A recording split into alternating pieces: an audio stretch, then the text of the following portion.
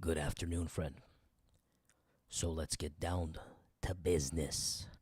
Wow, I'm pretty shocked. Today got a juicy update for you, my friend. The translations from French to English so that you could understand. Or else you'll be kept in the dark. Just imagine if I had not started this about, 2, 3 years ago. You would not be following this storyline. But now, my friend, it's time to look into what's going on with the Hells Angels because it's much larger than we thought. Now the actors are having names. We're getting names for the actors. When we're talking about a rebellion against the Hells Angels, oh boy, we undersold it. We totally underwhelmed you because we were only talking about the BFM, right? So we thought, oh, look, it's one gang against the Hells Angels. Well, to not so much our surprise, it makes sense. The rebellion is province wide and it entails many different gangs.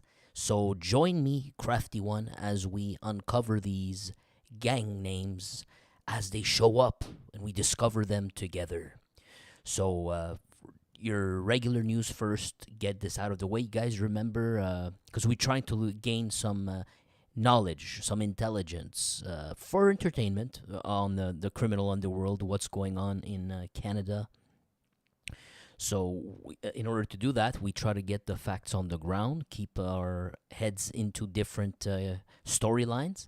And one of those storylines is, as you know, the rise of vehicle thefts. So, remember that vehicle theft that was going on, and we found out one way they were doing this? Well, probably hasn't been replicated. I doubt it. But look at this. This is they created allegedly they got a custom made trailer. I don't know how you call these, but you see it's being pushed by a van, I guess, in front. But you see this large thing here. That's where they were what are you calling it? They were storing the vehicles, guys. Remember that story? We found out they had like a sort of a Batmobile in this. Damn, man. So now we're gonna get some names in there, and we have an Olivier Paquette, ou Paquette, depends on how you want to say it. But we won't spend too much time. We already know the storyline. They're just car thieves, and they were putting it in this. Why? So they could transport it, friend. So see if we can get any. There's a video footage here. Sorry about that. Yeah, there's no sound. Don't worry.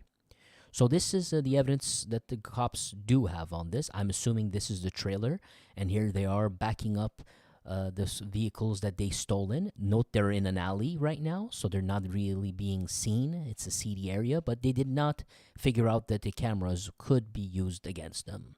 They should have known better. But yeah, probably should have drove that car outside in the, what do you call it, in the farm areas where there's no cameras, and then put that inside your truck. But here they go. There you have it, guys. That's what it looks like. So, yeah, I just wanted to get some names because I saw the picture. I checked quickly, glanced, and I saw faces. And I turn your attention. We're going to name them. And I know it's boring to name them, but sometimes by naming, you get a trend there. You get an idea, perhaps, who these people are. We have a Yuli Was Aidali, 22. And we have so he says Le Goulet. I don't know what the word that is. We have a Yasser Hassani, 23 years old, Montreal. We have a Faikal Kesaki, or Kesachi, not sure. We have Yasin Mamache, or Mamash, sorry. So we have these four here wanted. They're wanted. Project Ninja. And then we have 4 more that these guys were actually nabbed. So they're looking for the 4 on the top, but the 4 at the bottom they do have now. There's a Rami Bitu, Montreal, 23. Badr Eddin Drawi, 23.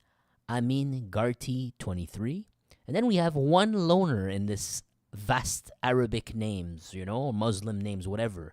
We have an Olivier Paquette, Wonder what's the deal there. But I thought it's very interesting that, not being racist, but I noticed rather that lots of Arabs are joining the underworld and stealing vehicles, for example, and even setting torches to the bunker of the Hells Angels. And that one was commanded by Arab power.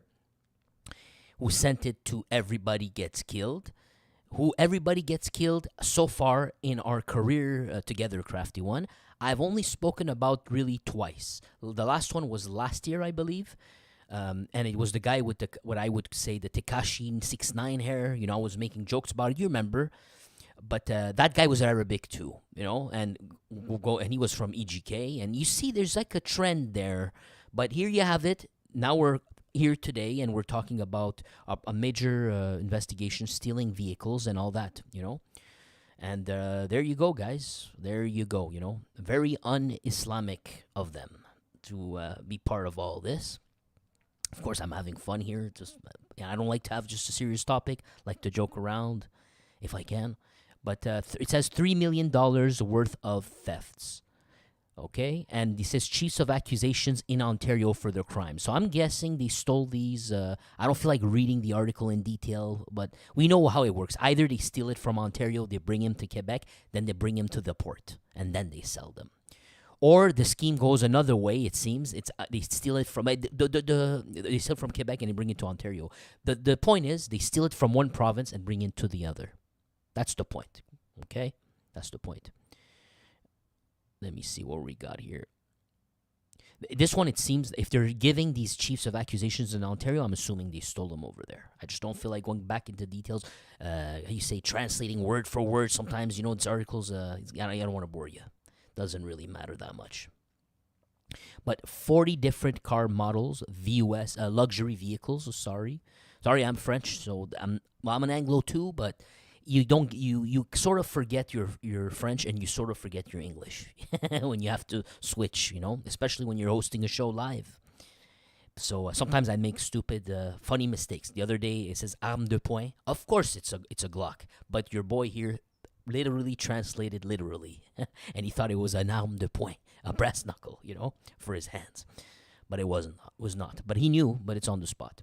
Now, anyways, we got this one. Wait a second.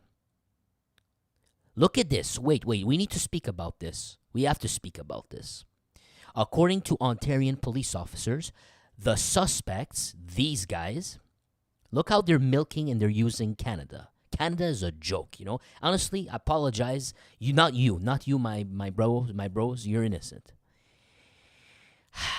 But our political masters, they really piss me off.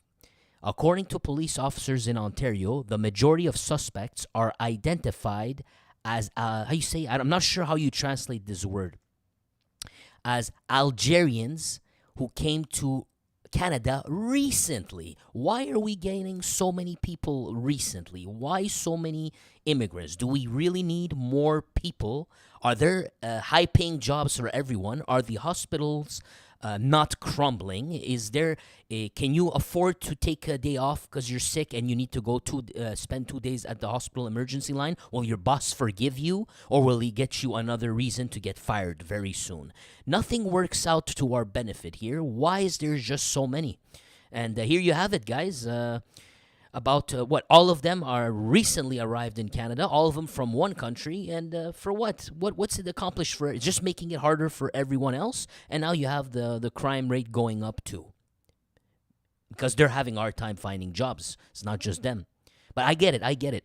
We need to create shareholder-friendly jobs, the minimum wage variety, and then we need to fill those. But we need to fill those at the lowest price possible. That's only going to be possible if you have the market dynamics being the following. Oversupply of cheap labor. Keep it oversupplied at every point. This way, it never actually goes up. It never needs to go up, the wage. That could stay low.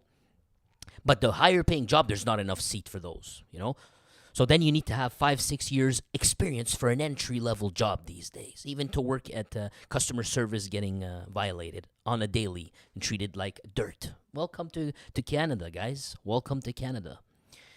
But yeah, anyways, man, it really makes me freaking angry. What do we got here? Does he give us anything? Oh, yeah, they won't say much. We're going to forget about this. Let's go to the next one. Attempted offing. A man of 44 was, they tried to kill him in Lachine, Montreal. Okay, after 11 p.m., nothing there, nothing more. No details. We'll just keep that in mind. Maybe they'll give us a storyline in the future. Now, there's a war of clans in Shawinigan, and the police are coming. Now, it says war of clans. I don't know, guys, if it's Hells Angels versus local street gangs there, or perhaps rather, we have a different hypothesis for this stuff. We have Montreal street gangs going out of Montreal. We've heard that storyline. It's been proven. And they're expanding, so this could be it as well. Who knows? Who knows? I think this article, I checked it out yesterday. I actually may have read it. I think I read it, or not yesterday, maybe a few days ago. I can't remember, man. So, what's going on here? Just a quickie here. So here you go. It says it's it is a local conflict that would have degenerated on the 10th of September. A 22-year-old man was sprayed with, you know what, on Avenue Cloutier. Okay. And then that crime on the September 10th would have led to a series of other events, assaults against or between individuals because of that 22-year-old, street gang related. And so in the last few days, the SQ proceeded to the arrests of 6 people. 2 of them who were arrested, 2 of these 6 people, I guess, they found stupefiers on them, which they know this stupefier, because, you can find a guy with stupefiers, but he's using. They're saying these guys were dealing. They're sure of it, and we don't need to question why. You know how. They find the materials to produce them, the baggies and all that, and the cell phones, but they omitted writing that part. You just got to take their word for it. It's not that complicated. Feedback, Fred, helping us here. It's good. I appreciate that. I need that. Shawinigan, near Trois-Rivières, Hells Angels territory. There we go. We're approaching clarity here. Clarity, but let's see. But he's giving us good information here. It says, Gagnon Alain nous dit, my ex-wife is on Shawi. It's a little players, but a lot of junkies. Right. Thanks, guys. I love it, man. You see, you get local stuff from the local people here. I love this. This is what I like. That's perfect, guys. Thank you. I love when people in the local area share and, and communicate with us. What's the word? It's not the word I wanted, Like fraternita. I don't have the word.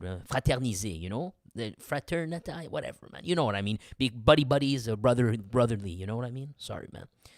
So let's keep going. Geneviève Tremblay, aged 32, would have been targeted by a search warrant. So they went to arrest a Geneviève Tremblay, 32 years old.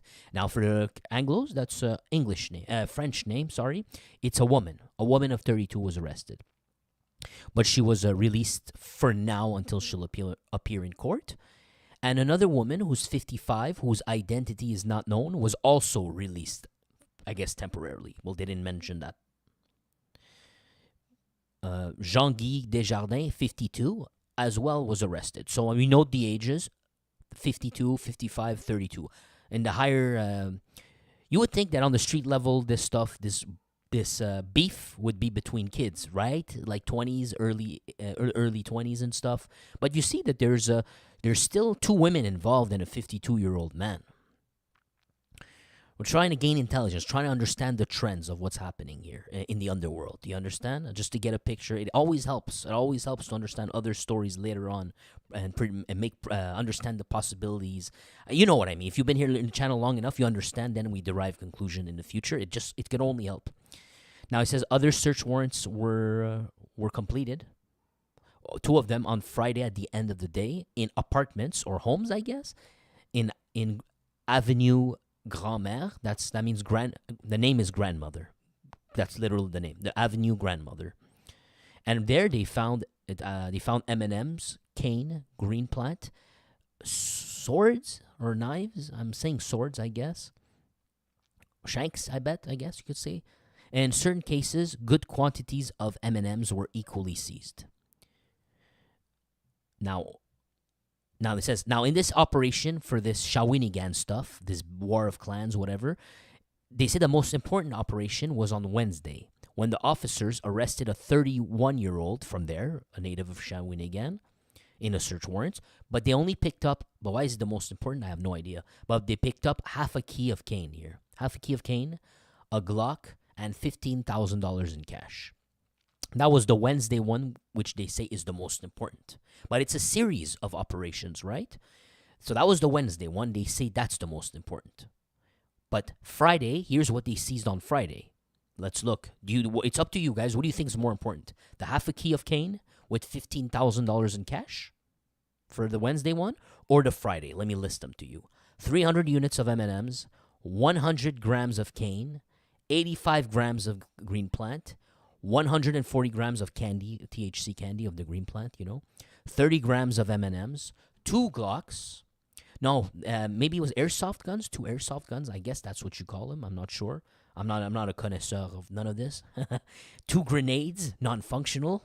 Why would you want non-functional ones? 13 arms, 13 knives, swords, sabers, things like that. I have no clue what quantité de buvard. I have no clue what that means. But they got the magic mush stuff, right? Transform the original state. They also got some black dragon, the thing you put in your veins that was once upon a time before Fenty. You know what I'm talking about, the original. Unfortunately, on my channel, I can't pronounce these words. It's how it works on this platform. If they see that they've noticed that you're mentioning a series of stupefiers, then you even mention what a stupefier is.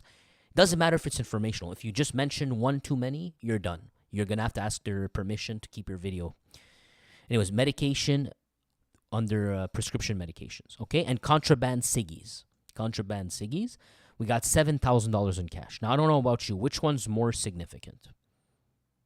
Now, I agree the quantities are small, but it has almost everything there. It's got grenades there. It's got swords there. It's got a bunch of other shit. And half the amount of money. But I guess it's up to you. The cane is very expensive. Well, not even these days, it seems. Anyways, let's keep going. So they're saying that there's a popular sentiment in Shawinigan right now. So let's learn from the locals. We already have a local here, or someone here told us that is my ex-wife lives there right now. I guess he doesn't live there himself, but So let's get to another person's opinion in this article. They spoke to the locals. So they're starting to worry in Shawinigan because there's more rough neighborhoods, of which one of them would be the downtown of Shawinigan. Certain residents say that they have changed their habits. One of them, I guess in downtown Shawinigan, says, "I don't dare to go out at night anymore." Another one says, "Me, I'm scared of street gangs that are installing themselves in the downtown area." That's to be noted here. Street gangs installing themselves in the downtown area.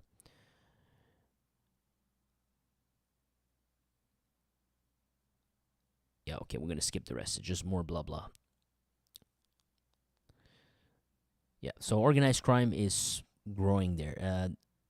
The police officers, remember we told you they were visiting bars? So they visited about 15 bars last week in Shawinigan. So they were doing it all across Quebec. No surprise, they came to Shawinigan in Boniface. Remember, they wanted to, right after the kid got murked in the bunker, then they said, okay, that's it. We're going to go across Quebec now, and we're going to harass you guys in bars. We're going to make you realize we're on you. We know who you are. We know you exist. Don't think that you're just another ant somewhere in a corner. And, an ant, you don't notice it. He says, no, even your ants, we're watching you. That's what they're doing. And so Shawinigan was one of those destinations, guys. Interesting. Okay, so I guess we got to remember, I won't, but Shawinigan, guys. Shawinigan. You're my brain. You're my helper, bro. Okay, let's translate this one. So it's about the other Algerian kid. There you go, guys. Another Algerian kid. Let's see. Mohamed Yanis Segouani est cet adolescent de 14 ans de Saint-Léonard à Montréal qui a accepté de les intimider des Hells Angels en Beauce pour le compte des gangs de rue. So this 14-year-old accepted to intimidate the Hells Angels in Beauce for the benefit of the street gangs. Au prix de sa vie. At the cost of his life. Un adolescent sans histoire qui subissait, selon son entourage, de l'intimidation à son école secondaire. An adolescent who grew up perhaps being sort of bullied in his high school. Ils vont régler ça, ils vont aller soit ne pas, ils vont pas aller chercher de l'aide, soit ils vont aller en fait chercher une protection chez. So he says, kids these days they'll go when they'll try to join a gang to be tough or if they get bullied so they can gain strength and back up and things like that. He looks like he's one of those. I don't want to say the word social worker, but it's easier to understand this way. He's not a social worker, but he does the same kind of stuff. Some of the same kind of stuff.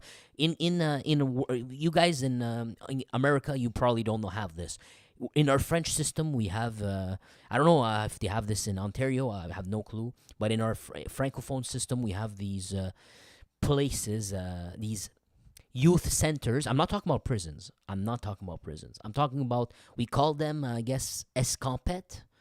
It's a little like, it's like a cultural place that's donated, not donated, but run by the government. They hire people like him in bad neighborhoods in order for kids of the neighborhood, instead of hanging out at night in the street and playing with nothing basically, and parents can't afford to bring them to pay for the karate class, because these days to go sign up for something cool like that, you gotta have to be able to spend $1,200 for like 6 months or for maybe a year. It's getting crazy, Of course, they don't have that money, so what are kids gonna do? They're gonna hang out sort of like your Uncle Forger out in the street, and not saying he was up to no good. He was up to no good. But they'll learn to drink at a very young age. They'll learn the funs of alcohol at 13, smoking ciggies, doing all kinds of stuff that's not beneficial. You think it's cool, it's a pastime, and eventually you're an addict to nicotine for the rest of your life. You open the door to that, etc. There's bad influences. You don't need this. So they create these places where these youths will go, and they'll create activities for them. Maybe they'll have a pool hall there.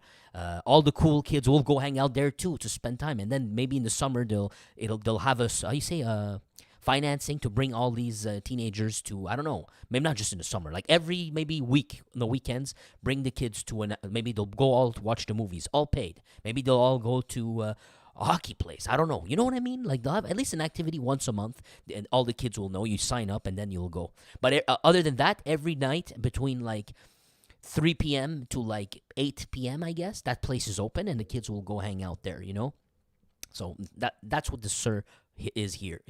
This is who's speaking. I'm telling you this because you'll say like, okay, who the hell is this guy? What is he talking about? Who is he?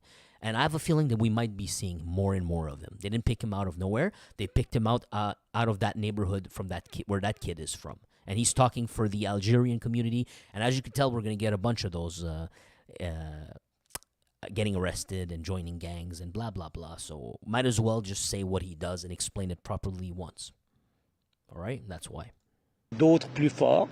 Mohamed Yanis est loin d'être le premier jeune maghrébin du Grand Montréal à mourir dans un contexte de violence armée liée aux gangs criminels. So that 14-year-old was not the first Algerian or Maghrébien, I don't know how you say it in English, to fall into this, basically this kind of stuff in Quebec. Comment c'est possible, mon ange, mon petit ange? À Laval, Poor guy, he lost his son.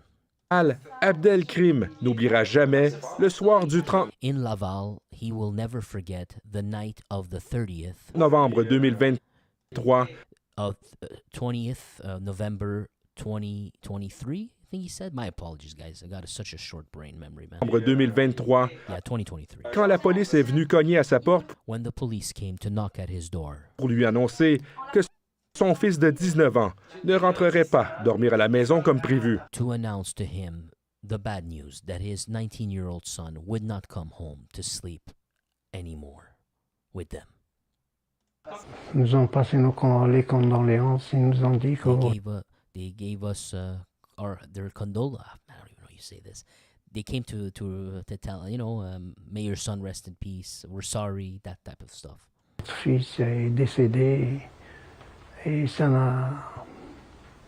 m'a vraiment bouleversé ce jour-là. And it really, really destroyed me on that day. Sami Aliouche, 19 ans seulement, 19-year-old only. a été abattu par balle dans sa voiture rue de He was offed while sitting in his car Fontenelle, dans l'arrondissement de Saint-Léonard à Montréal. in the neighborhood of Saint-Léonard. We covered this, guaranteed.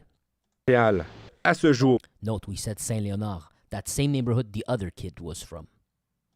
l'enquête du SPV So he looks like a Canadian Army soldier, right? I see the picture. I see a Canadian flag there. I see him wearing the attire and all that. So he must have been. They think that he was innocent. He had nothing to do with any of this, and it was a mistaken identity. That happens all the time. So that's not far-fetched. n'a pas pu mener à des arrestations. Samy n'avait aucun antécédent judiciaire And he didn't have any criminal background. et aucun lien avec le crime organisé. So he has the he's serving the Canadian military. Now, I hope they don't just call him an Algerian. Maybe you should start calling these kinds of people Canadians, man. No? Why is it only in Canada where they ask you, "Hey, where are you from?" I hate that question. All the time, "Where are you from?" No, really. Where are you from? I'm from here, bro. Qu'est-ce qui le motivait dans ce choix de carrière-là? Son but à lui, c'est d'aider les gens. So it said, why did he choose to become a military? Out of respect, we're going to do this. You know, I know it's nothing to do with us too much, but out of respect, he served Canada. He deserves, we give him 2 minutes, you know, learn who he was. So they asked him, why did he join the military? And then his mom gave the cookie cutter answer.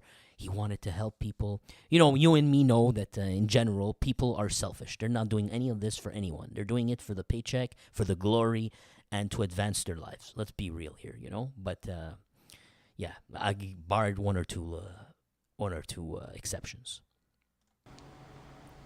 But it's respectable. Him, he did the right thing. He did something good, you know. So he did. I'm not trying to bash him whatsoever, and I'm not saying that to be politically correct. I'm just saying, look at the difference between him and all the other kids, or I just showed you, like that are from the exact same country.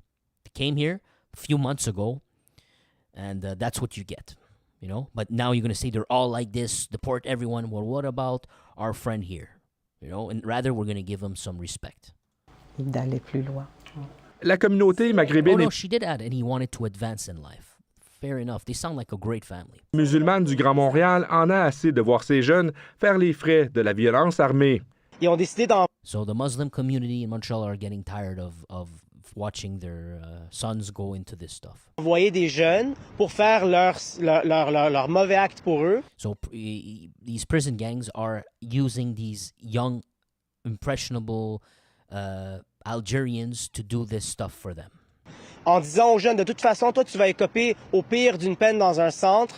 And they tell them, like, look, at worst, you're not gonna get a real sentence. You'll go to a youth center. Fait que c'est pas pire, là. So it's not that bad, man. Puis derrière ça, les gens qui envoient ces jeunes-là And the guys behind this, who are sending these young ones, these youths, ne sont pas sanctionnés.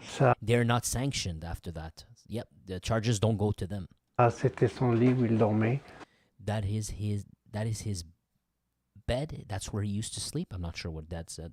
Ça, c'était son bureau. La famille de Samy a décidé de briser le silence pour éveiller les consciences que chaque jeune tué, criminalisé ou non, représente un drame pour toutes les familles. On le sent toujours. Moi, je ressens toujours mon I still feel it. I will always feel the pain. fils à côté de moi ici. But I always, sorry, he said, I still feel him. I still feel his presence near me. He's still here with us right now. Je le sens passer. Je le sens partout. I Ici, feel him. He just passed by. He's always with us. I feel him, his presence everywhere. Pascal Robida, Radio-Canada, Poor guy. Montréal. So you're going to tell me this? Look at that. Isn't that a great family? Innocent, nice people. All right, man. So let's go to the next story. Thank you guys for your patience. 15 presumed traffickers arrested in Montérégie. This one's October 1st.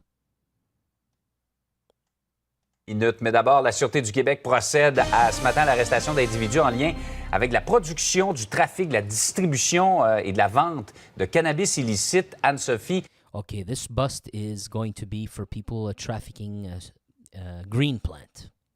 So the government can do it instead. T'es à Montréal où les criminels vont être transportés sous peu là, au quartier général de la SQ. Ouais. Ils vont être interrogés ici. Là. Ils So they're about to be interrogated in there. sont en route. Il y a les premiers They're on the way. cocaïne And this is for September. I guess it's for the searches they did in September of 2023, guys. aussi. Et là, on So I'm assuming now they're coming to court. I'm not sure what's going on. No, it says arrested, so I don't know what they're saying. I guess it's the same operation, and now this is step 2. They arrested more people, I guess, because they just said 15 presumed traffickers arrested now. So what's the September 2023 for? On arrête les individus en lien avec ces perquisitions qui datent d'il y a quand même 1 an. J'ai parlé il y a quelques instants. Ah, got it. So in September 2023, they had a search warrants to go to these homes or places. It's a September 2023, though they went to search, but they did not make arrests, guys. I guess they didn't have enough evidence. Not sure, or something. I don't know. But today they finally, in relation to that, they're like, "Yep, we're gonna go snatch these guys now." That's what's happened. Avec la porte-parole de la Sûreté du Québec. We're gonna skip these because you never say anything. They always play games. We're gonna read the article. I've never gotten anything fruitful from when they do a spokesperson. You've been with me long enough. You've noticed. We're gonna skip that and see. Public, hein, à la Sûreté du Québec depuis, ce sont 200 personnes, 200 policiers qui travaillent là-dessus. Et il faut dire que des perquisitions, il y en a beaucoup à la Sûreté du Québec depuis quelques mois parce qu'il y a un projet spécial, en fait, depuis 2018 du ministère de la Sécurité publique, hein, accès cannabis. Et juste la semaine dernière... Yeah. They're gonna go hard on that, huh? Because they need to stop the flow of cannabis so they can milk you even more expensive. That's the name of the game. Yeah, perquisition, là, reste à travail d'arrache-pied à arrêter ces criminels. Et dans quelques minutes, ils devraient être ici, au quartier général de la... We're going to skip all that. I'm just going to double check. So the search warrants at that time, 2023, September, they got their hands on 1,700 plants, 360 kilograms of green plant themselves. So that's the weight, I guess. There's 1,700 plants, and they got... themselves. So they got the baby plants or whatever you call them. You know what I mean? And they got the actual clones.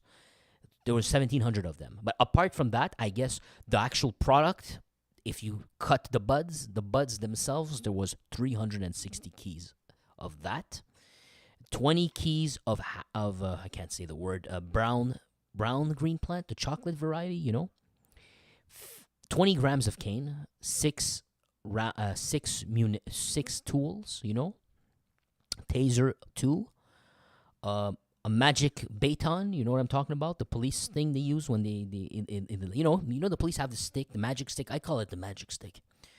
And approximately $65,000 in cash. And 7 vehicles. I have no idea what they mean, but there's 7 vehicles they took from there. But they said they also grabbed an item that has an effigy of a criminalized group. What does that mean? A patch?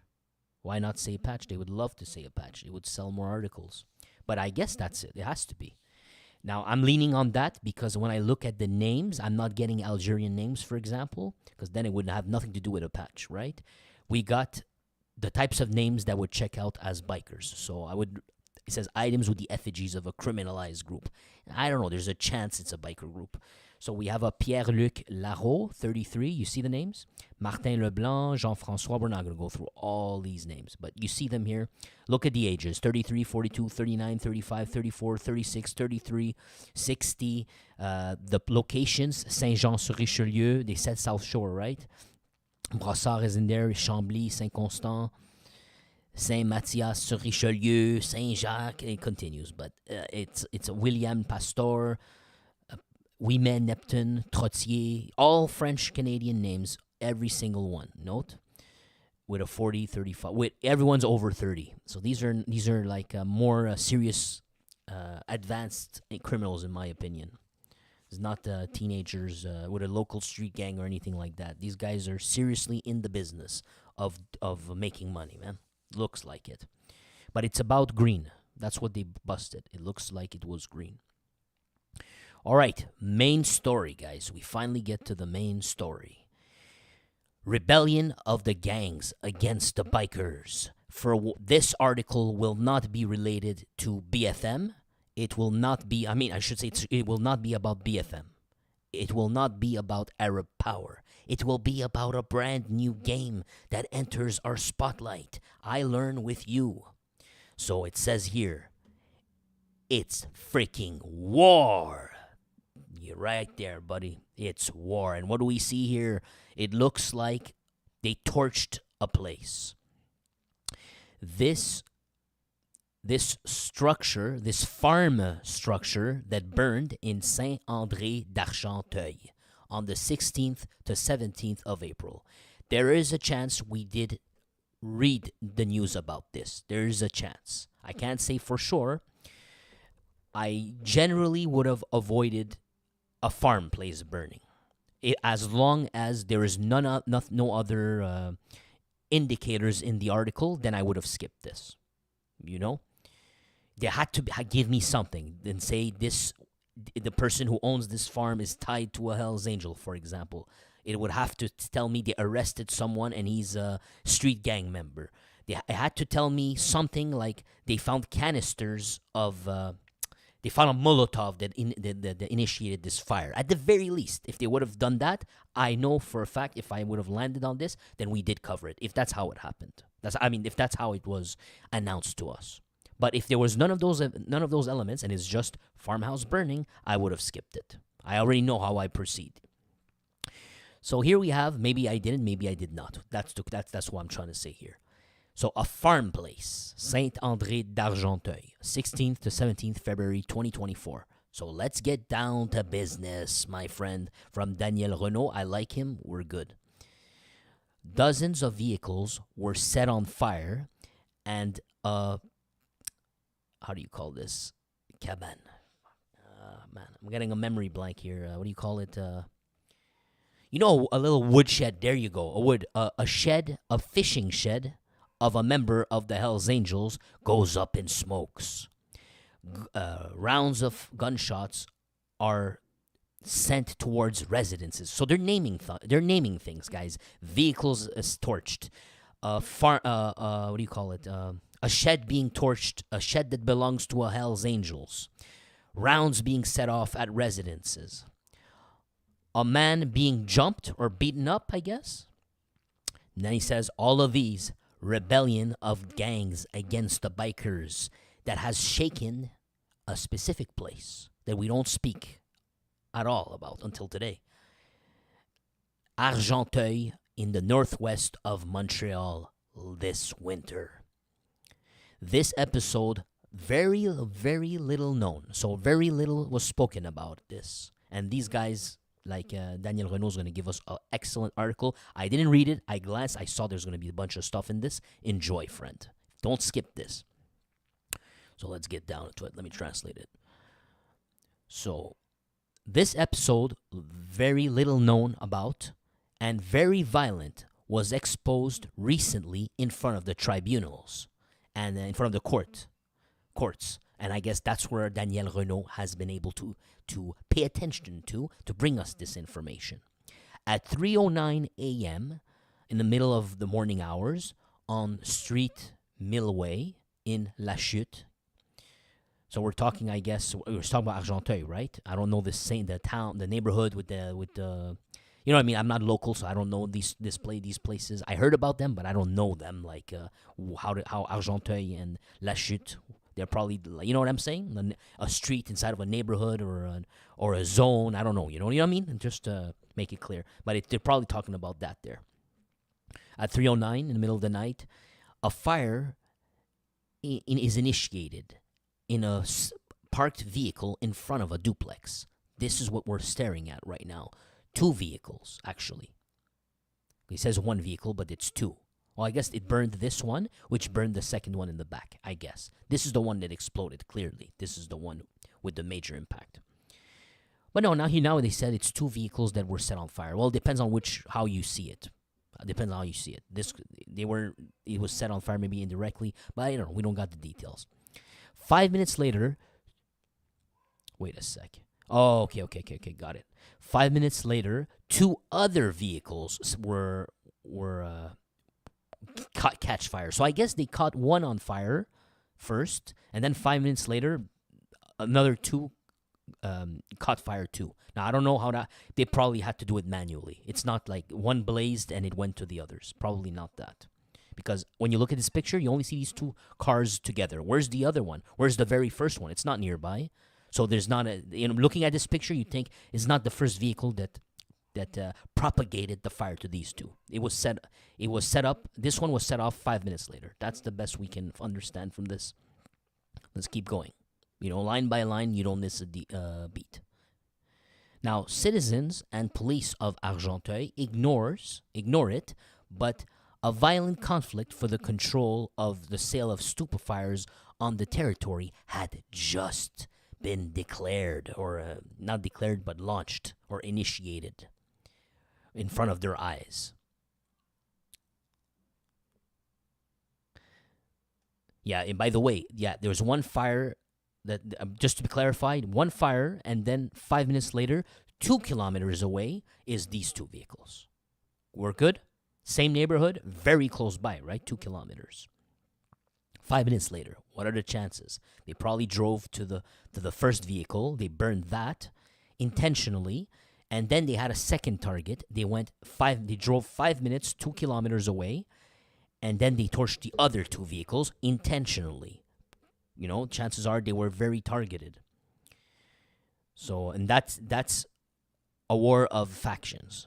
Now, who are they? He says he opposes the member of the Hells Angels, whose name is, the Hells Angels, Daniel André Giroux. He's the boss or owner of this sector, this stupefier dealing area, territory, turf, if you will. Daniel André Giroux, Hells Angels. Apparently criminals own territory, guys. Apparently, you're supposed to pay taxes to them. They deserve it. They own it, even if they're not allowed, but they own it, apparently. So there's somebody who's opposing this Hells Angels, who is the master of this territory. And who is this person? I guess he's part of a local gang of Red affiliated. Now, BFM is Red affiliated. Montreal North is Red affiliated. BFM, they went with profit collectors. They wear green, but it's still the same type of, red and green, kind of like the same.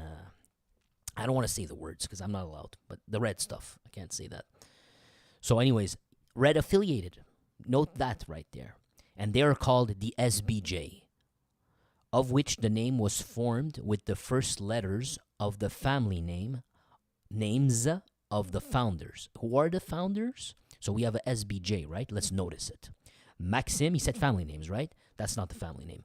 Maxime Séguin, so we got the S for SBJ. Mathieu Berthiaume, we do have the B, it checks out.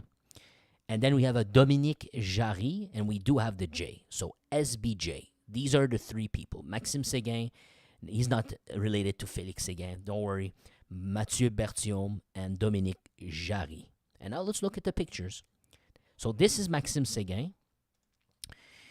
And here's Maxime Séguin's tattoo in the back, clearly identifying himself as SBG gang member in the back. There you have it. Now, what is the other one? The other guy, he decided it would be a great idea to identify yourself as SBJ on the face. If I can see this, it says SBJ. Am I wrong? That's what I'm reading here.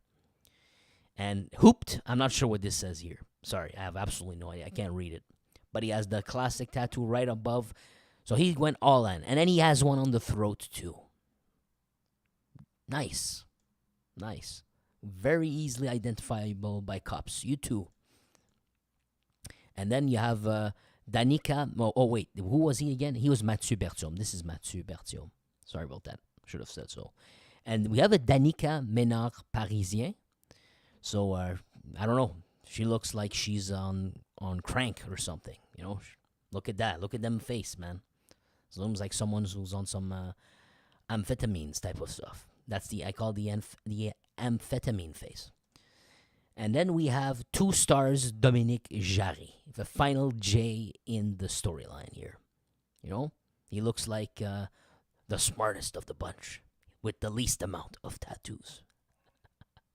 With, stars, maybe he's a Zionist. That's it. That's as far as you can tell about the guy, All right. Let's go down here. Now, the trio and the presumed accomplice, Danica Ménard Parisien, who is, so the woman we saw, is the partner of Séguin. This guy. Were arrested by investigators of major crimes of the SQ from Gatineau. So it's Gatineau. First they said it was, I'm a little confused here. First they said it was northwest of Montreal. I guess they're talking, yeah, it could still go to Gatineau. I guess that's it.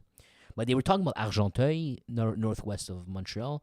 Now they're talking about Gatineau. So I'm not too familiar, so I'm a little bit confused here. For me, Gatineau's a separate location, but what do I know? I really don't have no idea anyways. Even if I got family there. Let's keep going here. Let me just find this. Where are we, guys? Sorry about this. I get lost in my own thoughts. But okay, so we're talking about Argenteuil, not knowing where it is, but it's the police from Gatineau. My understanding, because I got family there, Gatineau is on the edge with Ontario. So people who live in Gatineau, often they just drive across and they go shopping in Ontario. That's where it is. And that's in the west. Whereas here they're saying it's northwest and they're talking about Argenteuil. So I'm a little bit confused. Which one is it, But I don't know anything. Maybe it's the same local area. And then different names for different little towns. I don't know. Regardless, let's just keep going with the story here. So it's the police of the Gatineau that did this. Very close to Ontario. Those are the cops. Now, if they want, during the investigation, they wanted to figure out, they arrest you in Canada and then they drop you out. They're checking if we should drop them out this August. Many pieces of evidence were deposed in court, it says. La Presse, this newspaper, obtained copies of documents that unveils this unknown chapter in our little history of the underworld.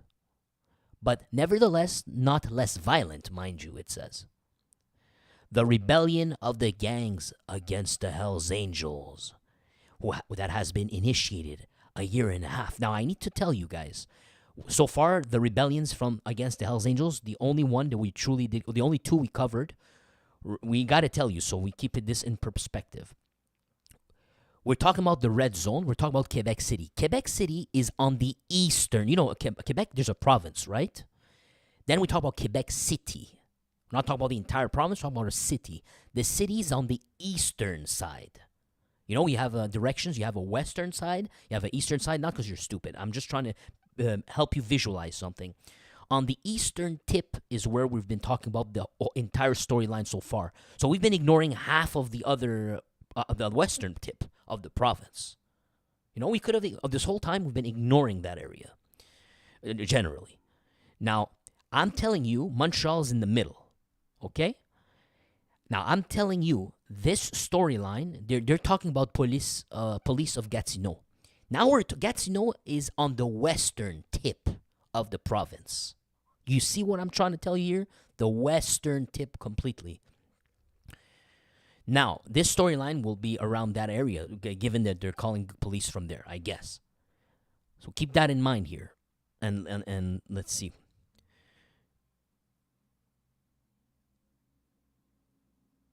So there's a rebellion of gangs against the Hells Angels. Clearly, from the east coast of Quebec, if you will, to the west coast of Quebec. This is not just a red zone phenomenon. Here you have proof.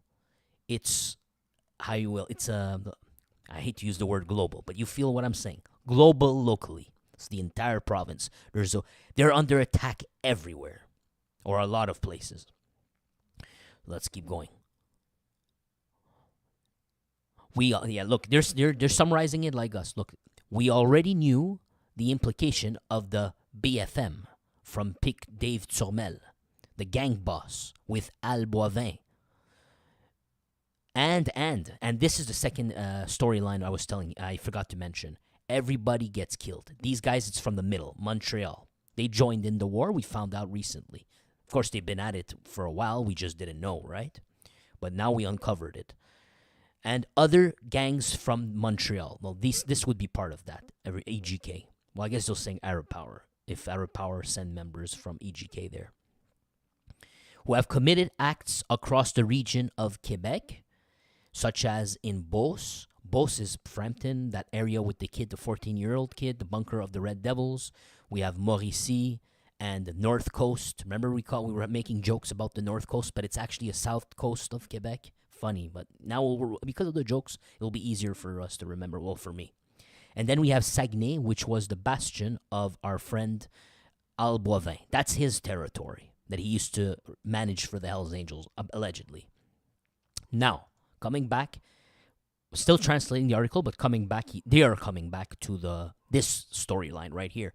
We're going to Gatineau area, right? They said, or was it Argenteuil? I'm a little bit confused here. But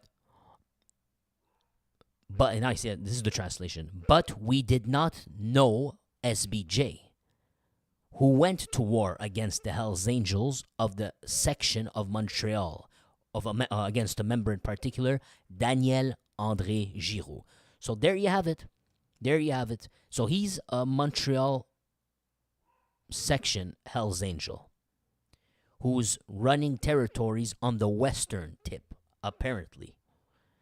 That's his territory. We're not talking about a Montreal territory. We're talking about a Montrealer.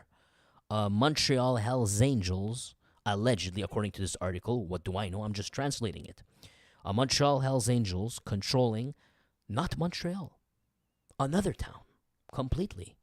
And from what I can tell, it's on the western tip, and or northwest tip, or around that area, and it's put him. He's been taxing people there, and even they're fed up over there, and a gang is rebelling, and this gang is a red affiliated gang, according to this article. That makes that we're gonna lean on. They are friendly with the BFM. We're gonna lean on that, even if it doesn't explicitly say so, but it did say red affiliated.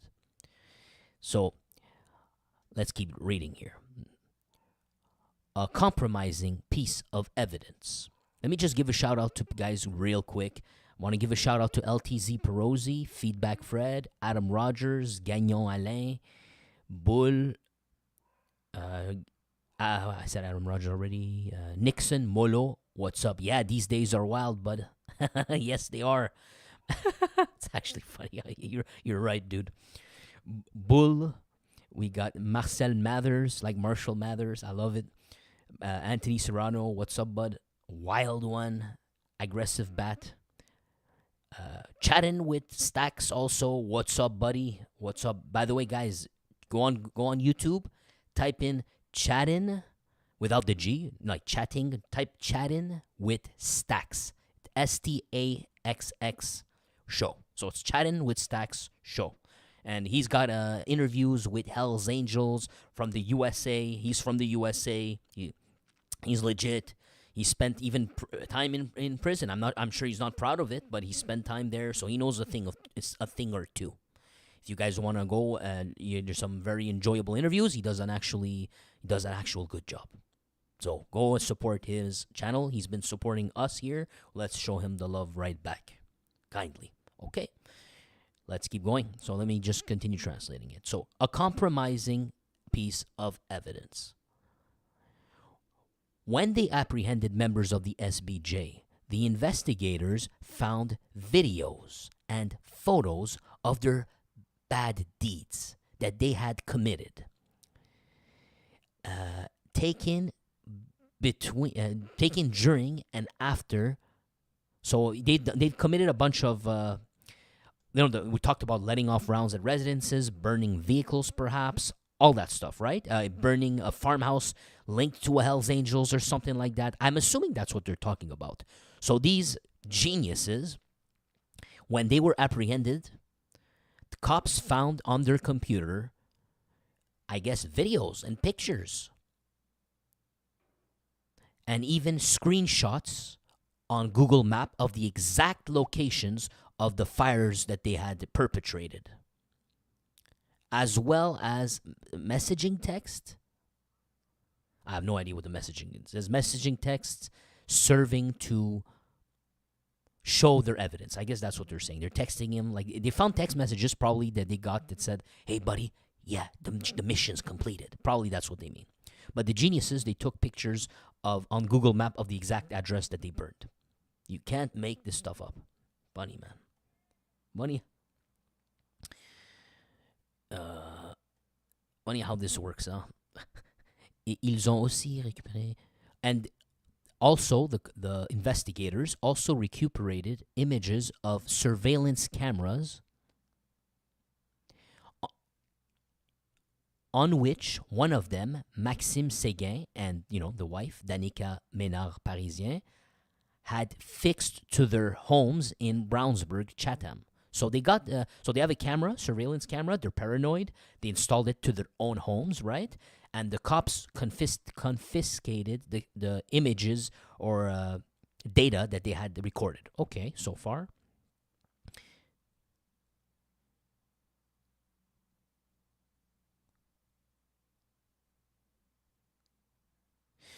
I'm a little bit confused here.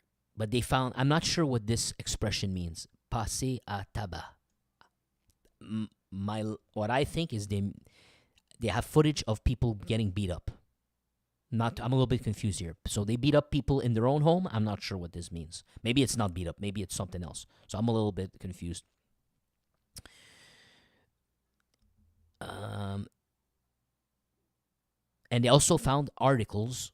So they were reading about themselves. They were delighting a little bit about what was going on.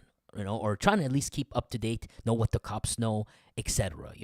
I say gauging the temperature. They found when they went to their homes, they found articles. They were collecting articles from the media, such as what we're doing here. We're reading these, right? Well, they were reading these too. They had them line up on desks, for example, maybe or maybe on their computers. That's what they found.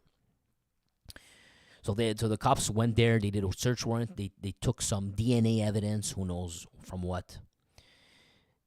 And here's the next subtitle. Soon the war.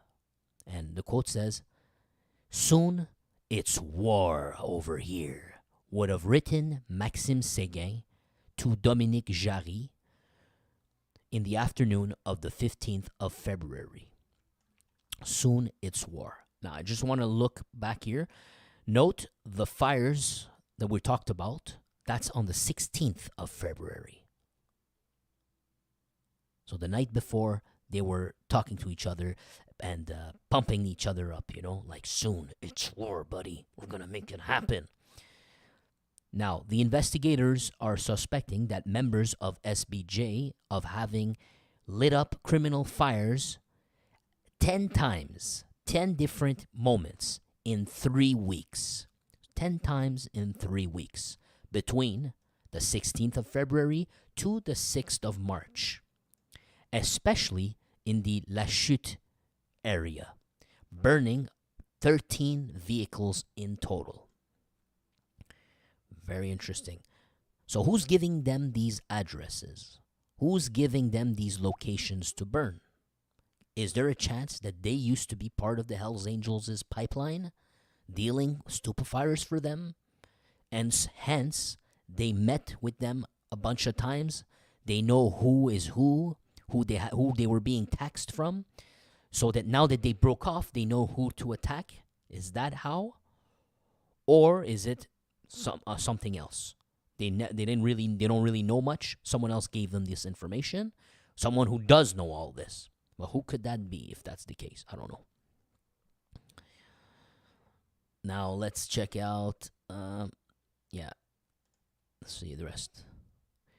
So you could look at this map. It's very hard to read anything. Can't read anything. My apologies, guys. I cannot see what they wrote. Now, here are some text messages I will translate for you. These are actual text messages. Now, I don't know I guess between them maybe? Well, let's see. We'll find out. I don't know. It says, "My bro, you have jobs now. I have guys who are hungry." It says, "My bro, you have jobs. I have guys who are hungry," wrote an individual named Z to another individual on an application called Signal. Now, I know what Signal is. It's like a WhatsApp type of thing. He wrote this on the 16th. "You got work, and I got guys who are hungry," basically. That's a much better translation.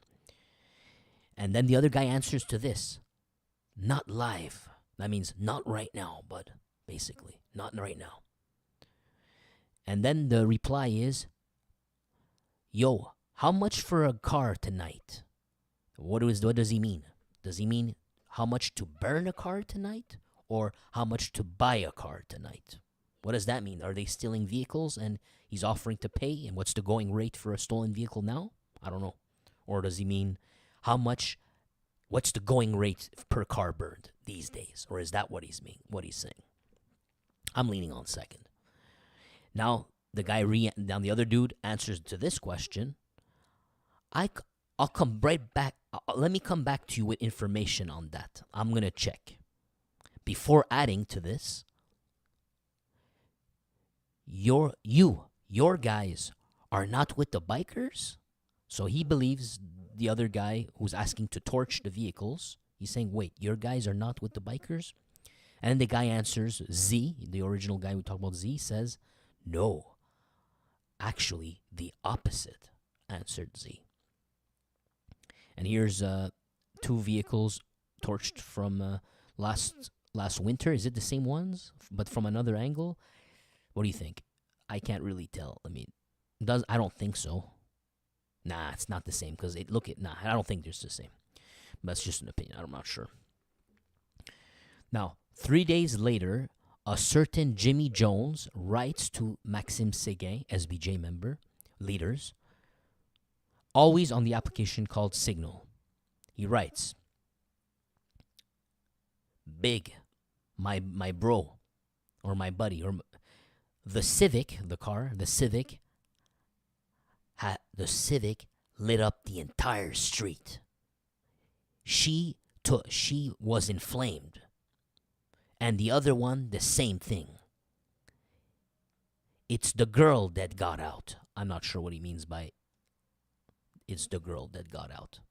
That I don't understanding.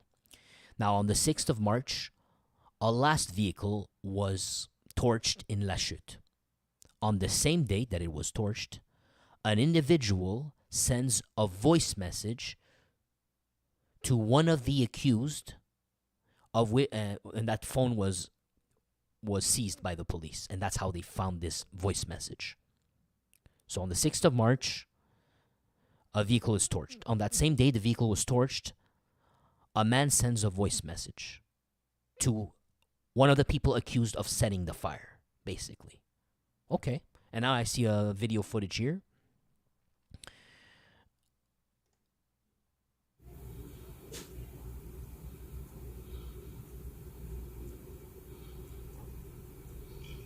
Did you see the guy? Did you see him? Let me just look. So it was hard to figure out what was happening, but now I can tell you. Pay attention. You'll be able to see. You see this dot pixel here, or a few pixels? This is a human being, and that black thing. If you can't make it up, it's a car. Make it out. I mean, it's a car. Now that guy's leaning on this car, and what I thought I saw is lighting that car up. Let's look. Now you see the flame. You see the flame now? Now look, the guy is clearly moving his hands. He's holding the flame towards the vehicle now. He put it. Now he's backing up. So the question is, who filmed this? Is it a neighbor that stood inside their home and filmed this? Is that what happened? Because I do see someone filming it from inside of a home. So it looks like a neighbor caught this. But at the same time, do you remember earlier we read that when they went to this guy's home, or these perpetrators' homes, they found footage of the perpetrator filming what they were doing. So, but I'm assuming this is not it, because if the perpetrator, if he was filming it, you'd see the video from another angle, right? This is clearly the angle from someone's home. Looks like a neighbor may have seen this. And it's strange, man. So the neighbor was suspicious from the moment he saw them. He was suspicious. He was suspicious from here. And he took his camera out and he started filming. I don't know, man. It's very, very weird. Or did they have a friend that lived nearby and they asked the friend, hey, we're going to torch this car there. I just want you to film this and then send it to us. Now, that begs the question, how did La Presse get this? Is this part of the evidence shown in court? Probably. But it looks like a neighbor filmed it. And he was friends with the neighbor, and he asked them to film it. That's what it seems like so far. All right. That's enough. Now we continue with the text messages, or no, this is the. Remember we talked about on the same day you see this vehicle being torched, guys, in La Chute. We just showed you. There was a voicemail, right? Now here's what the voicemail said. We don't hear it, but we do have the words, I guess. It says, "Ha ha ha." Yo, buddy, the worst thing is, I thought about you yesterday. I was there, man. I was trying to look at the insurances on the vehicle. I was trying to look for, I don't know, he's saying, I was looking at insurances for the vehicle. God damn.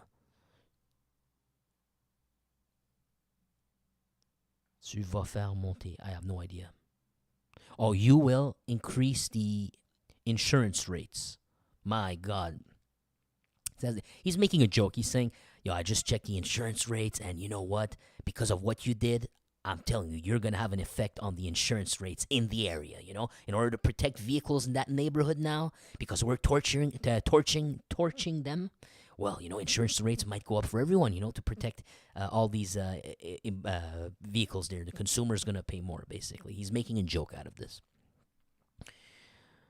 Now, the next one is fire of a chimney. That's what I'm reading here. Fire in a chimney, or fire of a chimney. Let's see what they mean. The SBJ gang would have torched a shed, a fishing shed that belonged to the Hells Angel, Daniel André Giroux, who is a member of the Montreal chapter, according to this article, or this news reporter. So his shed, he owns a shed, fishing shed, and it was torched. That fishing shed is on somewhere called Route du Lonceau. Yeah, we're going to skip the address. It just gets too complicated. It's in Saint-André d'Argenteuil. Okay, makes sense. So it's different locations. You get it? They're setting fires in multiple different locations. This was the barn. This is definitely the barn. It's the same place. This is the barn. La Chute was for the vehicles. And I don't know why Gatineau got involved. But anyhow, I'm not good with my geography. Doesn't really matter. But this one is Saint-André d'Argenteuil, the farmhouse. Or the shed, sorry. Oh, we got two locations, actually. Let me just make it clear. My apologies. So they said they torched. First thing you need to understand is they torched a shed for fishing that belonged to the Hells Angel. That's what you need to know. That's the first place.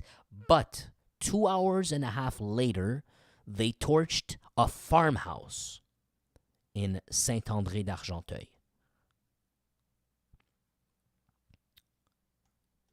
And yeah, that's it. On the 17th of February.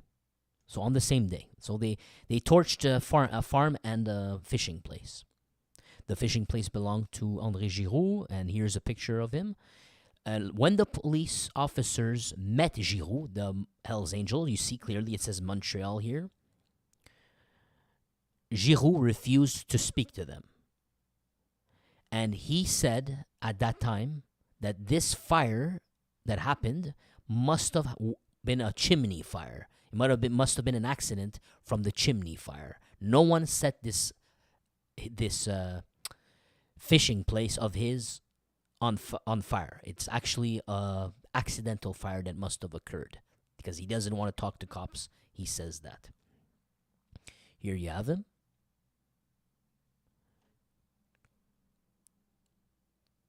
And then he cannot argue this though. Later on, that they're saying that bullets succeeded those flames. What does that mean? Does that mean that they came back? Does that mean that they torched the place and then they shot up the place? How do you shoot up a place that's burning? Because they clearly says bullets succeeded the flames. And there's a misunderstanding somewhere. So let's continue. Members of SBJ are suspected of having beat up a man with a magic stick. You know the batons, the police batons that they're small and then you whip them out, they become longer. That's it. I'm going to call them magic sticks. So members of the SBJs are suspected of having beat up someone in Thetford Mines with a magic stick. And this occurred on the 24th of February. So this occurred a week after the fires in the farmhouse and the fishing shed.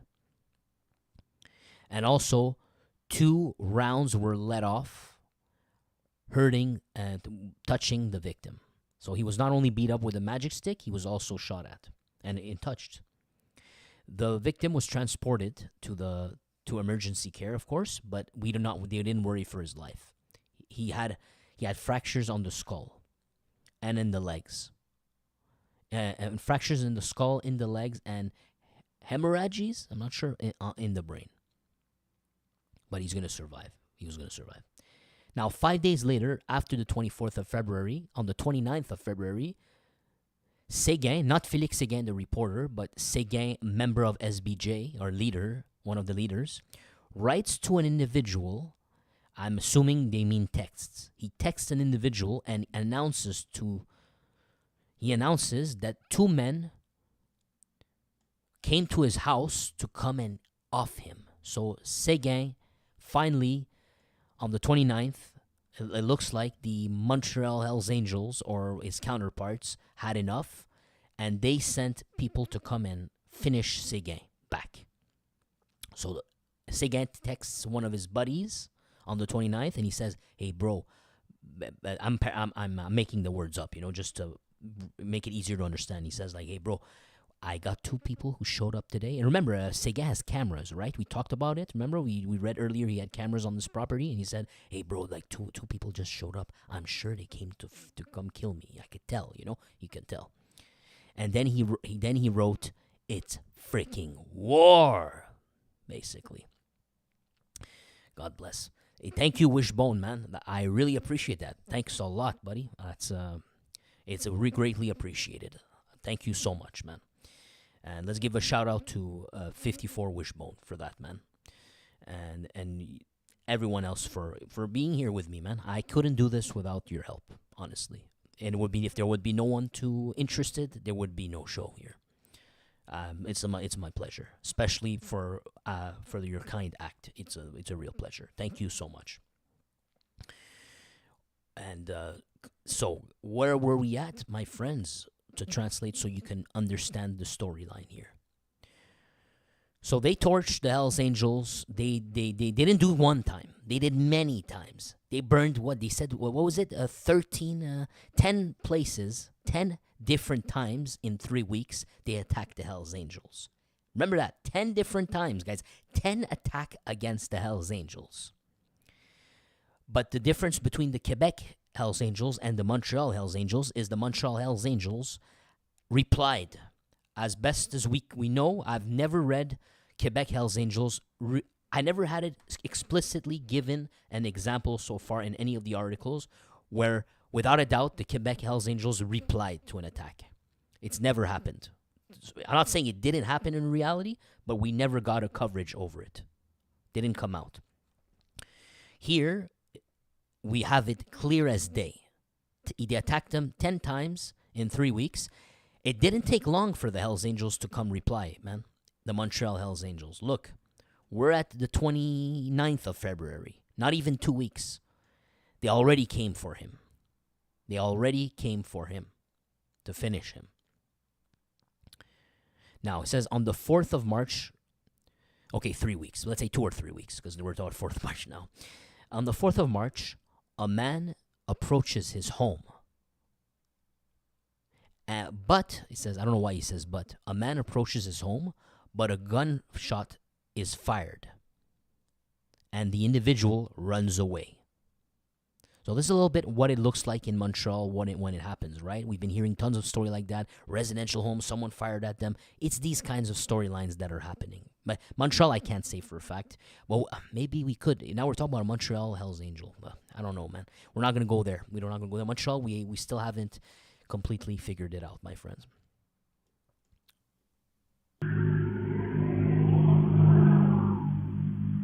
So here's the guy walking. Did he shoot? You know what? It might be the SBJ himself. He's paranoid. He's looking outside the window. He sees a kid walking by. And he knows what's coming. And he said, fuck that. Because look at the guy. Look at this guy. Do you see both his hands are inside of his jacket? You try to convince me he shot it. He shot the rounds. You look and you tell me that I'm crazy. He looks surprised. Both hands are in the jacket. So he's not the one letting off rounds. Someone was approaching his home. And Mr. Séguin, he knows you don't need to come here, jackass. And he's like, I know why you're here. You're not. I'm gonna. Oh my God, this is actually funny. I'm assuming that's Séguin himself letting off the rounds. That is funny, man. Yep. Look, he's coming out. All three of them with the girlfriend. Remember, she's one of the people in the charges. So let me guess. It's who are these three people? Let me guess. So it's gonna be Maxime Séguin, just for the people who joined last minute. Mathieu Berthiaume and Danica Ménard-Parisien. You know, these are the three people that we just saw do something. You know, excuse my morbid humor here, but this was actually hilarious.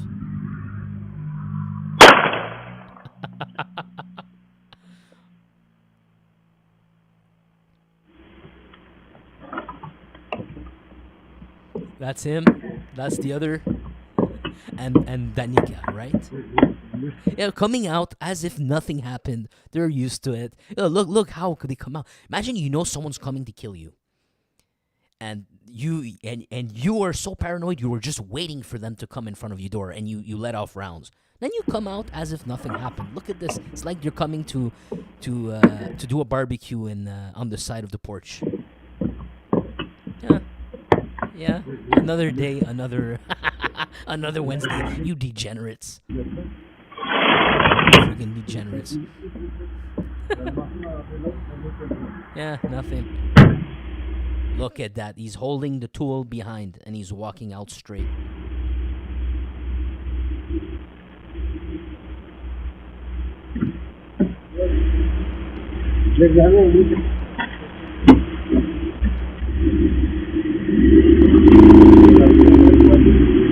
Now they're going to go after him. They're going to go look for the guy, it seems. Now, my numbskull friends here forgot one thing that they should have done. You should have not kept that videotape. So, if we're watching it here, it means you done effed up, buddy. Hard. So, let's keep reading here. That was funny. An hour and a half later, two men, one of them, which is Séguin, come out of the house. That's what we saw, right? With Danica Ménard-Parisien. And they seem to go out to do a surveillance. Each one holding a Glock, he says. Did you notice that? I can't see their arms. I know him, her. Look, number one, you cannot tell what she was holding. You cannot tell. Him, you can tell. You could see it. You could maybe say he did him too, but I don't see it. I no true indicator for me. I'm staring, I'm looking, but anyways, let's keep going. Because it clearly says each one is holding une arme de poing. Now, I made a mistake last video. I mistranslated this. I said it was an brass knuckle, but clearly it's a Glock. Now, innocent family terrorized. Let's see. On the night of the 7th to 8th April, rounds were fired on a house in Hawkesbury in Ontario. The rounds travel the window and land on a residence where is sleeping a child of 1 year of age. The owner has nothing to do with this conflict, it says. Oh boy. But you know what his crime was, guys?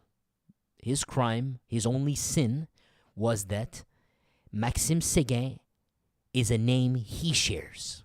It's a common name, basically. So his name is Maxime Séguin. And these numbskulls probably just found him by Googling or looking inside of a phone booth and found a Maxime Séguin there. And they said, you know what? There's only one Maxime Séguin in the whole town. We're good. Let's get the guy. That tells you a lot about their either they're very stupid, they thought that, or maybe not. Maybe they said, okay, look, we don't know where the guy lives, but his name is Maxime Séguin. We have a Maxime Séguin here. Yeah, it's worth it. Let's just spray every Maxime Séguin out there. So why didn't we hear about another home that has a Maxime Séguin there getting sprayed? This is the only one, though, they got sprayed. So I guess maybe they only found one Maxime Séguin in the phone booth? I don't know. But they thought this was the Maxime Séguin. That's as far as we can tell. But it was not. And you guys would have hurt a 1-year-old child. You got to be sure of the address when you do something like this, man. 10 days later, rounds were let off on another home. On the home of the correct Maxime Séguin and Danica Ménard Parisien. This home. This one right here. So then, sequence of events.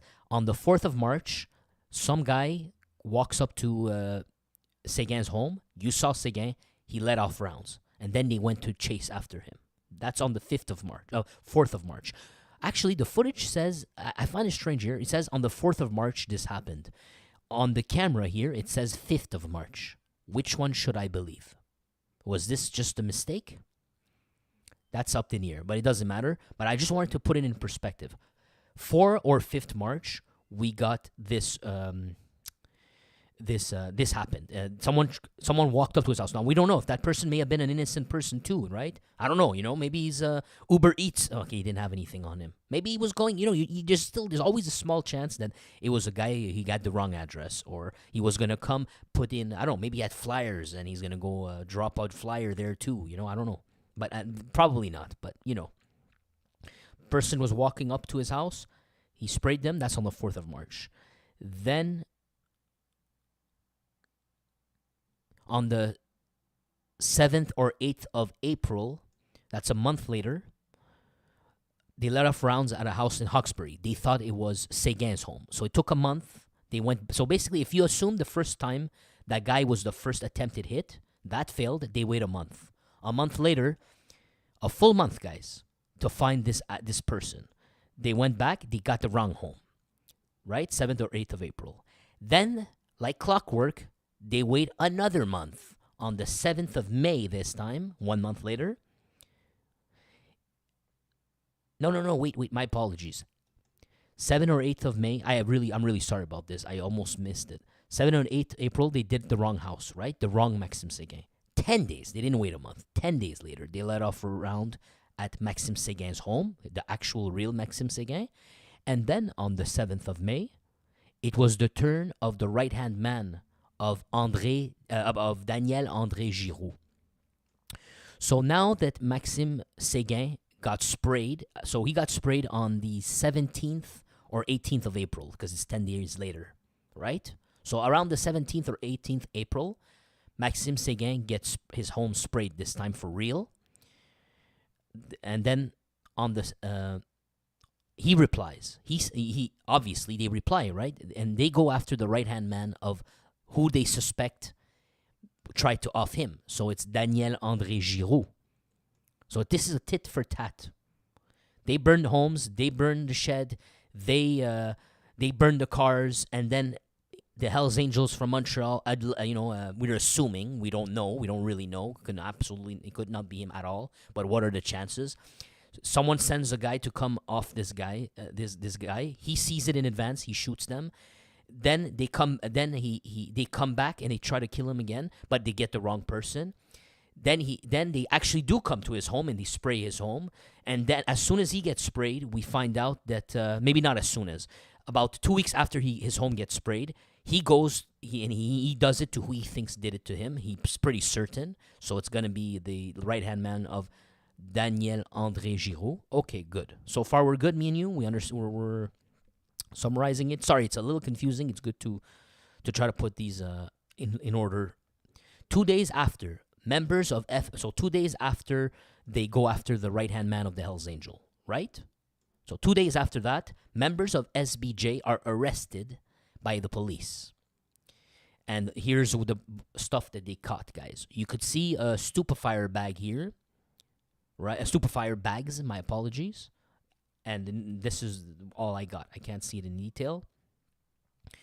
And you see more bags here for stupefiers, obviously, with money, Canadian bills here. On the right here, we see a shell.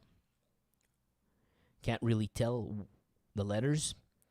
Here, I don't know, could someone has an idea what this is? Leave a comment. This right here, I cannot tell. This looks like paper baggies. Those baggies where you put the cane in and you sell them to the customers individually. You know, that's what it looks like with me. I can't really tell. It's too small. Then we have the round giver, the tool, right? We got the munitions, right? Again, another tool here. And maybe it's an airsoft. I'm not sure. SCCY Industries, it says here. Daytona Beach, Florida, of course. Comes from America, of course. And we got this. I can't tell what it is. I literally cannot make out the picture. The last one here. If someone knows, let us know. So this was seized on the 7th of March. Oh, got to be clear here, yeah. 7th. So, no, this is the search warrant from the 7th of March. So, 7th of March, cops went to their place. Now, they didn't mention it in any of the timelines that we were reading line by line. They didn't mention this. No, they didn't mention that at all. So, one fact, in between these tit for tat guys, you need to know, it was not mentioned, but in between the tit for tats, right? Somewhere in there, while it was happening, it says here that there was a search warrant on the 7th of March. So if you look 7th of March, that's only a couple of days after remember the first attempt at Séguin, the guy who was walking towards and he got scared off? Well, only 3 days after that, the cops came knocking to Séguin's home, and that's when I guess that's when they got all these, what you see in the picture. Just to put it in perspective. Make sense?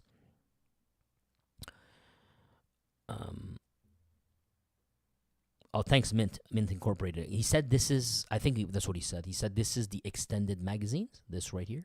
I guess that's what he's saying. Maybe these are the bags and this is the extended magazine. I can't tell, but it's probably talking about that. Okay, so let's keep going. So when they seized these things, after their arrests, rounds were let off at the home of the presumed accomplice of SBJ, Jonathan Leo Crooks, who was accused himself.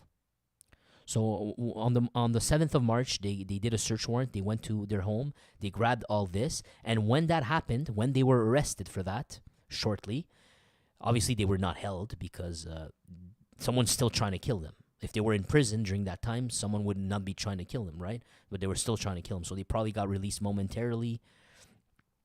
Anyhow, what you need to know is when they were stopped and they grabbed a load of all this, it says here that so they grabbed all this, they got arrested temporarily. While that happened, gunshots were let off to an accomplice, another person we haven't never spoke about yet, Jonathan Leo Crooks. What a fitting name, Crooks at the end. Who he himself was part of the accused, by the way. It says that he was part of the accused in this operation. So someone let off a round at his home. Now, during his investigation, this accomplice for SBJ, Jonathan Leo Crooks, you could see him here right now. This last guy refused to collaborate with investigators, expressing worries by describing how these gangs treat their enemies or their friends who become traitors, or how they treat their enemies and traitors. So he does not want to be a traitor. Let's see what this footage says. Si, mettons, je fais des choses que je dis, je dois payer pire après. Let me just go back. Sorry about that. Si, mettons, je fais des choses que je dis, je dois payer. Damn, the guy talks fast, man. He says here, let's say that I know things and then I speak about them, I'm going to pay worse after that. Payer pire après. T'as peur de qui? The cop says, you afraid of who? Séguin? And he says, are you afraid of Séguin? Non. And he says, no. Ben, c'est qui te fait peur de même pour que So who's scaring you like this right now? tu veux pas me le dire? That you don't want to speak to me? Or that you don't want to tell me? Parce que t'es en train de me dire que c'est pas toi. Because you're telling me that it's not you. That he probably did, that he didn't do something wrong, I guess. He's saying, I didn't do it. You know, probably that's what the cop means. T'es en train de me dire que Tu sais, c'est les pas vidéos, il y toi. en a. The cop says, you're trying to tell me that it wasn't you. So explain me why. Coupe des mains, pis tout. Then the guy says, you know, man, the videos where they show that they cut people's hands off and all that. Imagine. T'imagines? Le monde, en ville, pis tout, tu mènerais devant les familles, pis tout. He says, in the city, these people, they kill, man. Right in front of your family and all that. Il va t'arriver quoi si tu me dis la vérité? What's going to happen to you if you tell me the truth? What a stupid question. Tu vas te faire couper le doigt? You're going to get a finger separated? Je sais pas. Pire, sûrement. I don't know. Worse, surely. There you go.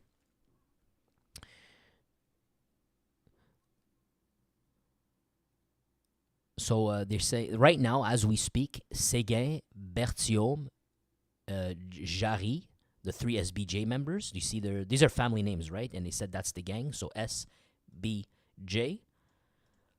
So right now, SBJ, Séguin, Berthiaume, Jerry, and Mr. Crooks, this guy right here.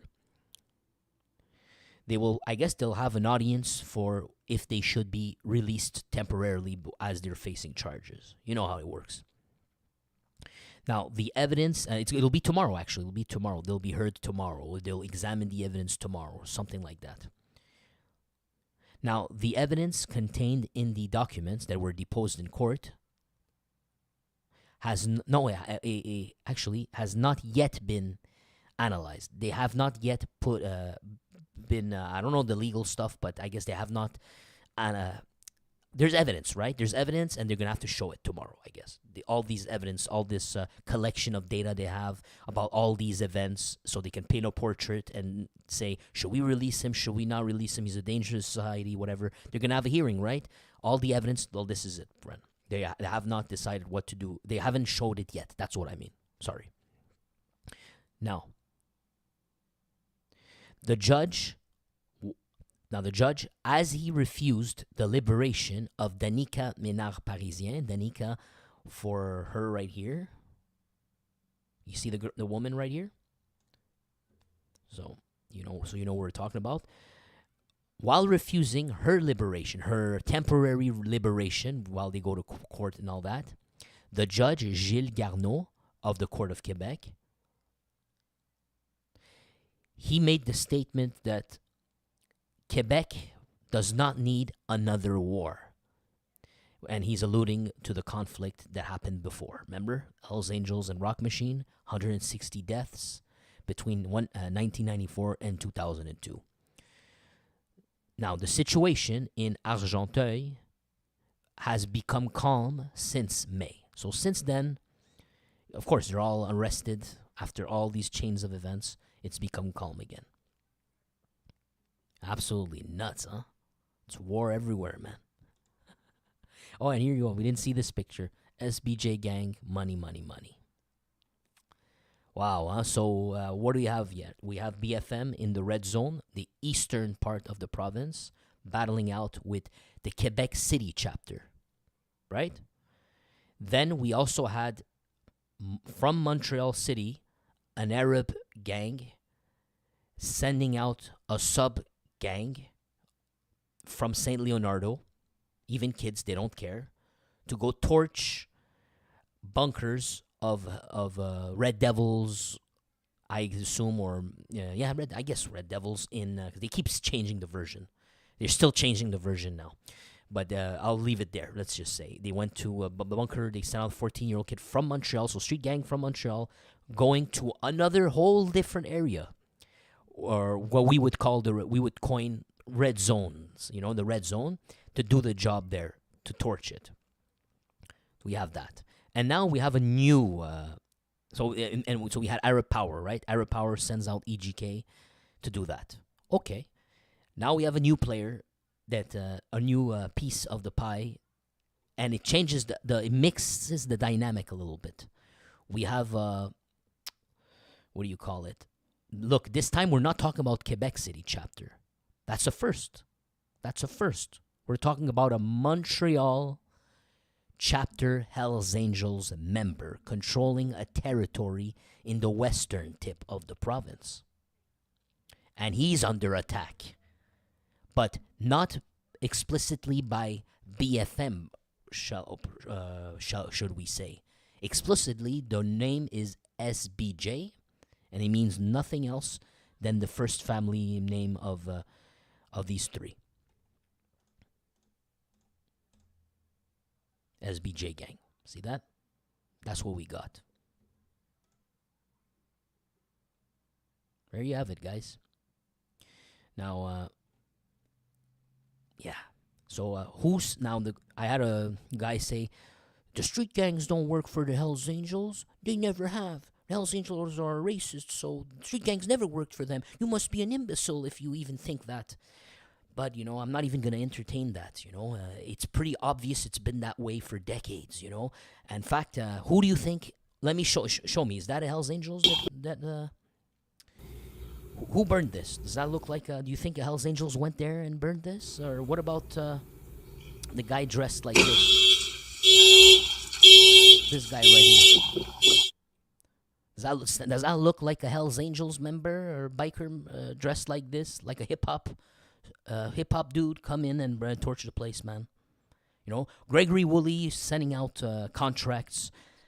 To Frederic Silva and other gang members from West Island, and then they're getting offed. And they went to Ontario and they murked some Hells Angels, for example. So you think that the street gang members never worked for Hells Angels ever? You know, ever. That never happened. That was 3 decades ago. So who was giving them contracts first? How was Gregory Woolley offing the enemies of getting people offed? For who was he getting them offed? And they were perfectly, they were perfectly aligned with the objectives of the bikers back then, 12, 13, 14 years ago. And he was sending out street gang members to do it. And there's pictures of him meeting them. So we're a bunch of idiots here. All of us were all idiots. You know, I guess. We don't know nothing. You know, the stupidity of people who just want to be smart. And the thing is, I accept the dialogue when it's respectful, but he was fucking condescending as hell.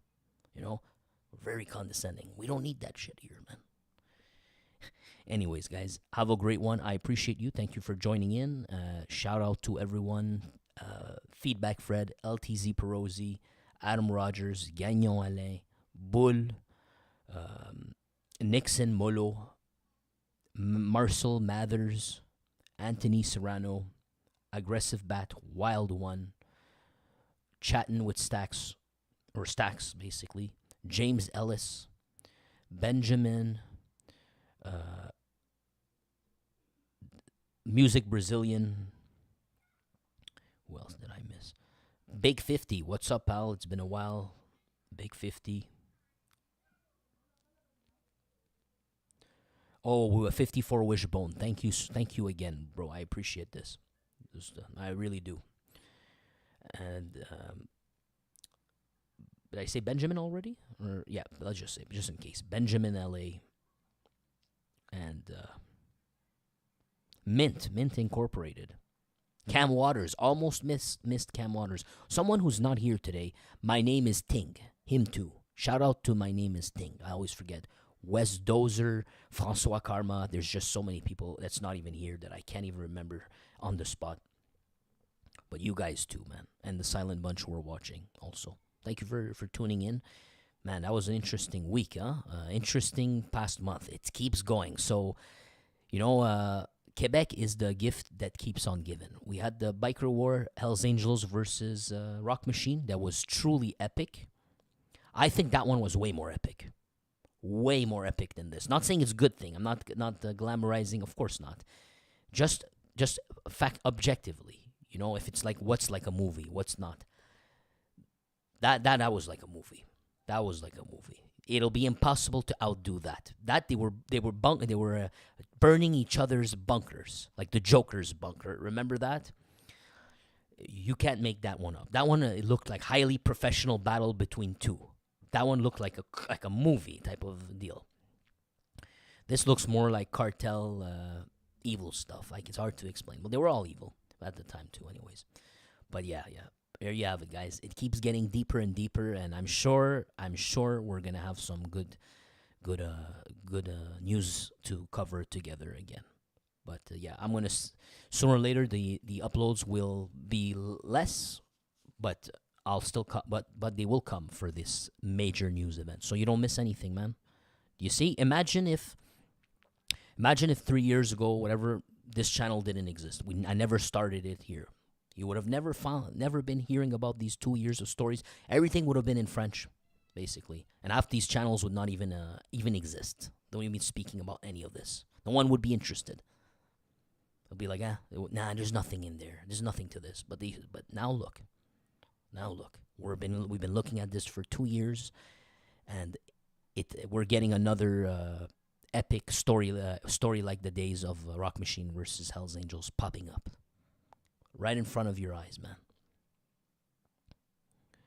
Sure, Adam. Yeah, go for it, bud. Someone sent me a link. It says, check the link of Adam Rogers. Sorry, man. Yeah, for sure, bud. Sorry, I didn't see you guys type. Yeah, sure. He says, wait. Yeah, for sure, bud. I'll wait more than 10 for you, pal. Of course, man. Adam Rogers is the guy who led us to the Arab Power video. The previous video on Arab Power, he's the guy who led us down that rabbit hole. Well, I wasn't making the video about that. So, you don't know where he can lead us. Let's check.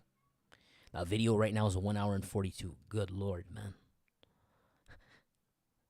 They're going to hate me for this, pal.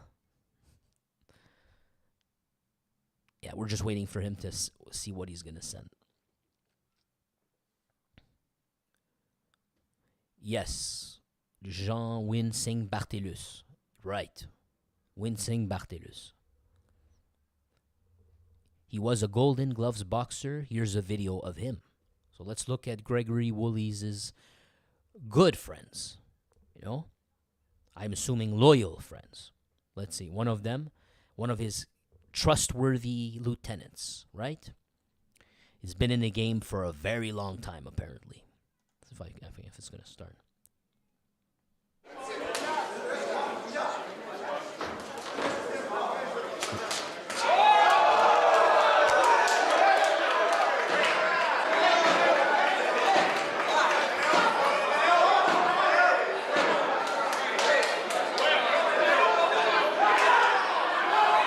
How fitting, no? He acts like a gang member, and he wears the blue.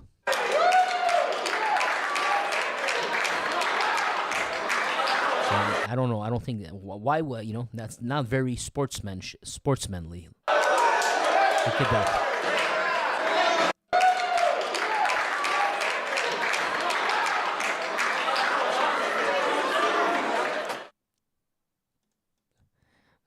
Very, very fun to watch. Oh, he sent us another one, man. Let's see.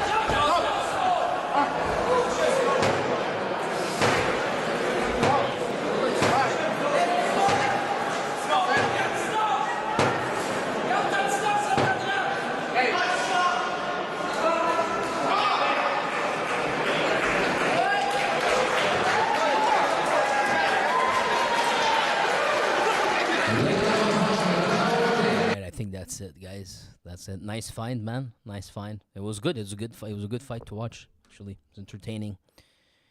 But yeah.